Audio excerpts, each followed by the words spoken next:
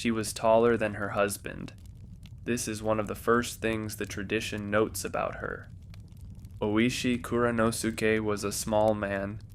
Oishi Riku was tall, considerably taller.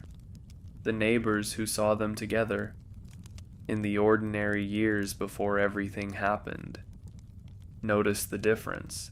She married him at 18. He was 27. She was the daughter of Ishitaba Tsunetomo, the chief retainer of the Toyooka domain, a woman of good family and good education.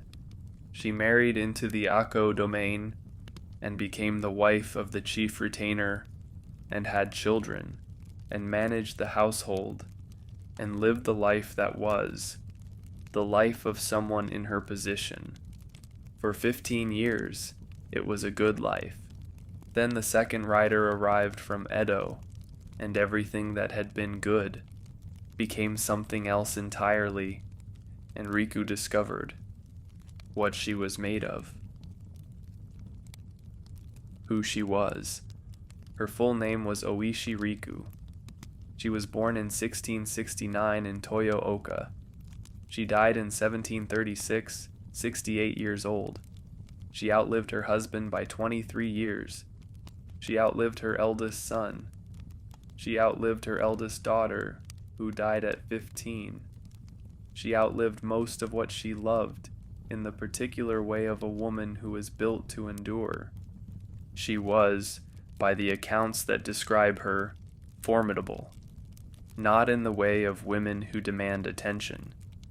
In the way of women who do not need to demand it, because it comes naturally to anyone who is paying attention. She was tall. She was composed. She was, in the careful language of the Edo period, a woman of good character, which means she was the kind of person who could be trusted with difficult things. She was trusted with the most difficult thing available. The 15 years before the second rider arrived, Riku had a life, a real one. Not the life of a figure in a historical drama. The life of a woman who woke up in the morning and managed a household and raised children and argued with her husband about ordinary things and was, in the spaces between the significant moments, simply herself. Oishi was not, in those years, the figure of legend. He was the chief retainer of Ako, competent, reliable, unspectacular, the noon lantern. She knew this man. She had been married to him for 15 years. She knew the way he thought, the way he managed problems, the way he was when things were difficult. She knew what he was capable of. When the second rider arrived, she knew something he did not yet say aloud. She knew what was coming, not the specific plan that would develop over months and years, but the direction. She knew her husband. She knew the direction this man would go. She prepared herself for what knowing the direction meant. The move to Yamashina. After the surrender of Ako Castle, Oishi took the family to Yamashina, near Kyoto. They rented a house. They established a modest household. Riku managed it with the efficiency she brought to everything she managed. The finances tight, the household functioning, the children cared for. Oishi began the performance, the petitions, the proper channels, the maintaining of appearances. Riku watched him perform and understood something the watchers Kira had placed in Kyoto did not understand. The performance was a performance. The man drinking in the establishments of Kyoto was not the man she had been married to for 15 years. The man lying in the street allowing himself to be kicked was performing something. She did not know exactly what. She did not ask. She understood that not asking was part of her role. She managed the household. She cared for the children. She waited. the woman Oishi brought home. The tradition holds a story about this that has been told in various forms. Oishi, during the period of his public dissolution, began to frequent the establishments of Kyoto in an increasingly visible way. He took a companion, Okaru, a woman from those establishments. This was part of the performance. A man who has taken such a companion is a man who has moved on, who is no longer a threat. And then, in the most extreme version of the story, he brought her home, to the house in Yamashina, where Riku was.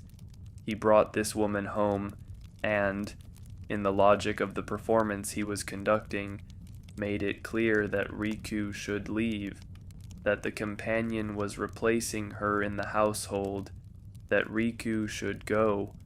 Riku left. She left the house she had managed, the house where she had waited and understood without asking. She took the children and went, because the performance required it, because her husband needed her to leave so that the watchers would believe the dissolution was complete.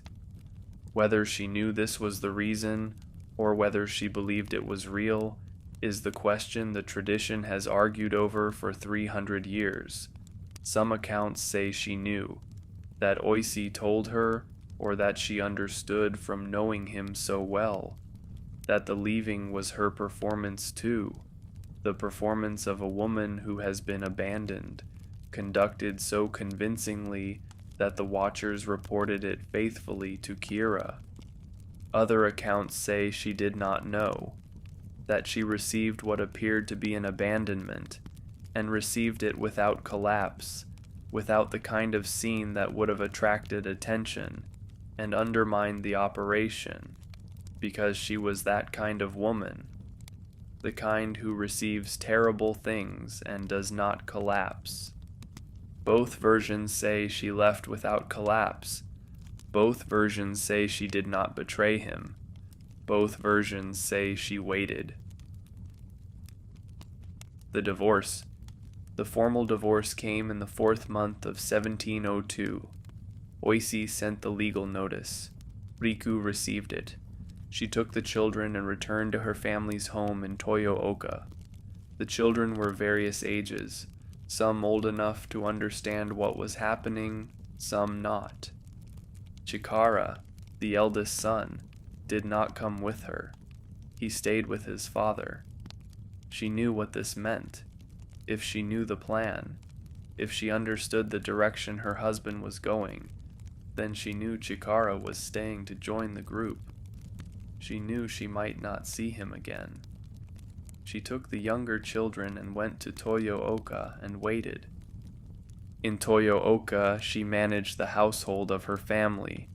She maintained the appearance of a divorced woman, not difficult, because she was one, technically.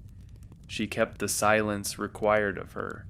She had information that, if given to the wrong person, could have unraveled everything. She kept it. The months passed. The plan developed.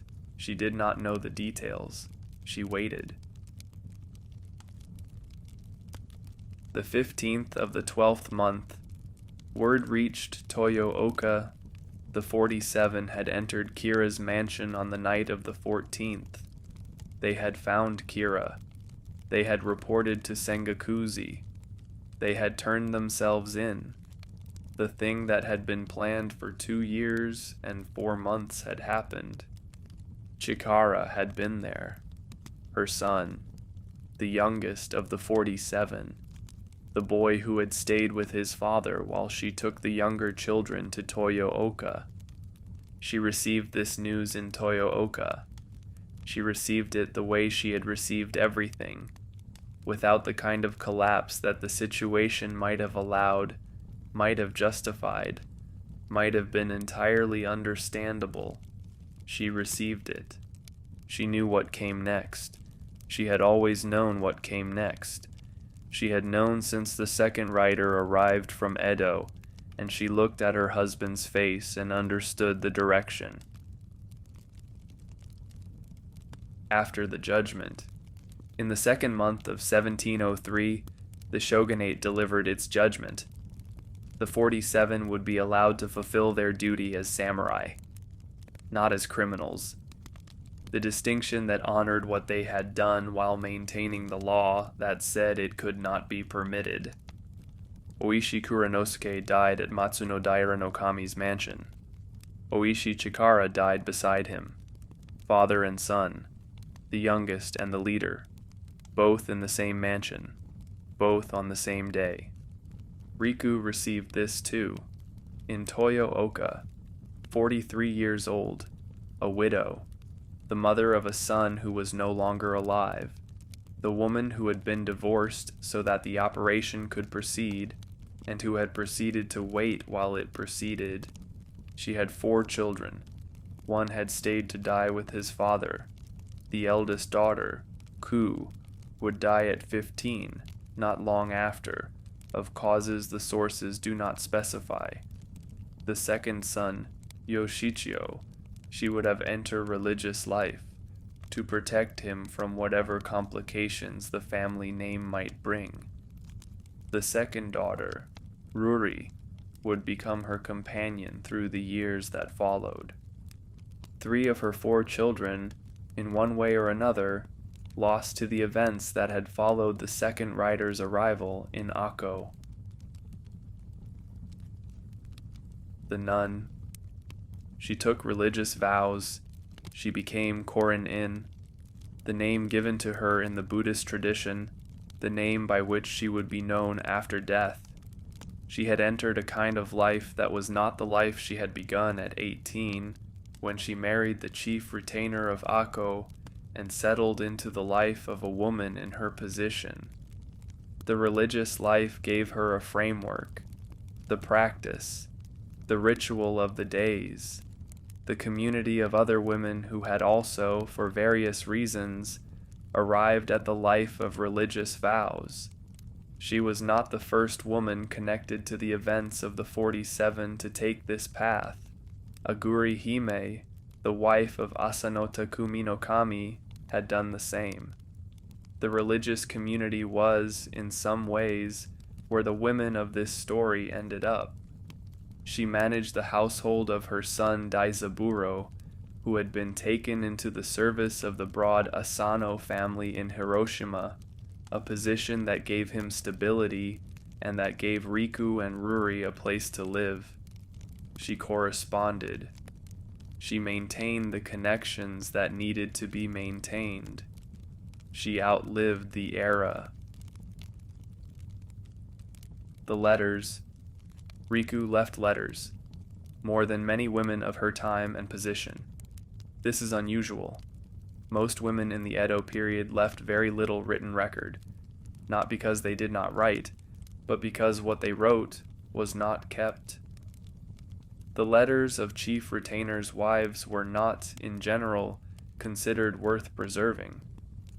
Riku's letters were kept, some of them, because she was the wife of Oishi Kuranosuke, and everything connected to the 47 was worth keeping.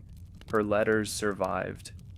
They reveal a woman of considerable intelligence and considerable feeling. They are practical letters about arrangements, about logistics, about the management of the various difficulties that the family's situation created. But underneath the practicality, there is the voice of someone who has been through things that would have broken many people and has not broken. One letter describes the journey from Toyooka to Hiroshima to her son's new position, as 30 men from Hiroshima came to escort them, and the road through the mountains, and arriving after many days of travel. She writes about it the way a woman writes, who has been managing difficult things for a long time, and has learned that writing about them clearly is the only thing available to you when you cannot change them. Ku, the eldest daughter, who died at 15, the sources do not say what she died of. They say she died young. They say Riku lost her. In the years after losing her husband, after losing Chikara, after the divorce and the waiting and the judgment, Riku also lost Ku. The grave of Ku is at Shofukuji Temple in Toyooka, the temple where Riku's Ihatsuzuka, the marker of her hair, her legacy in the place she came from, is also kept. Her Yuigon was that her hair should be kept there, in the place where she was born, near the graves of Ku and Yoshichio. She did not want to be forgotten in Toyooka.